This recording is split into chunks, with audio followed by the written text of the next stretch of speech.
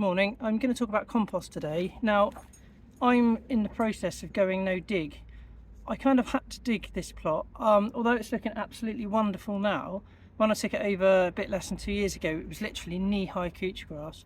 The whole thing was just full of bindweed and, so I dug with the intention of going no dig once I'd done it. So it's all looking good now. The paths are wood chips, the beds are looking great.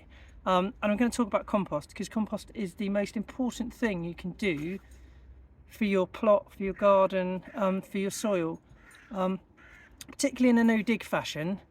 Charles Dowding, for example, puts homemade compost at Homemakers. He'll put it on, I think in the autumn, I'm probably going to go spring, and he'll put a layer of a few centimetres on, and that's going to cost money. So if and only if you've got the space and time to make your own compost, it's a no-brainer. It's going to be naturally peat-free. It's going to contain all the organisms that are local to your plot. It's coming from your plot, so of course that can only be a good thing for sustainability. And it's going to feed the soil. It's going to feed the microbes in the soil, which is really important thing if you want fresh, healthy vegetables.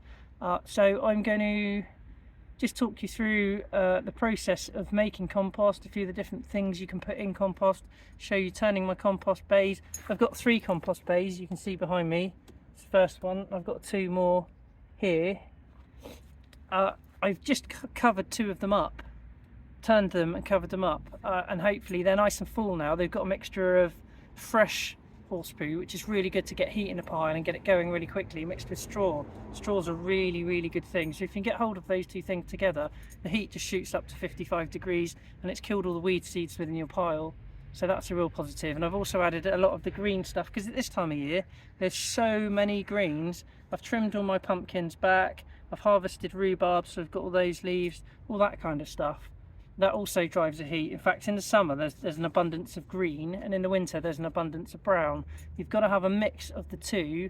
So greens are things like fresh grass, fresh manure, plant trimmings, and your browns are things like straw or hay, dead leaves, cardboard, all that sort of stuff. So if you get a really good mix, I reckon a mix of about 60-70% green and 30% brown, you're onto a winner. So these are my 3 compost bays. They're literally just made from pallets.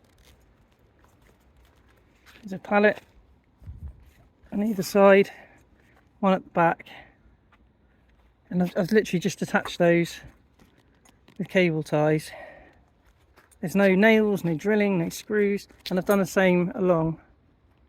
So there's just one either end, some in the middle, and then some along the back, and it all just stood upright with cable ties on them. It's so simple and so easy to do.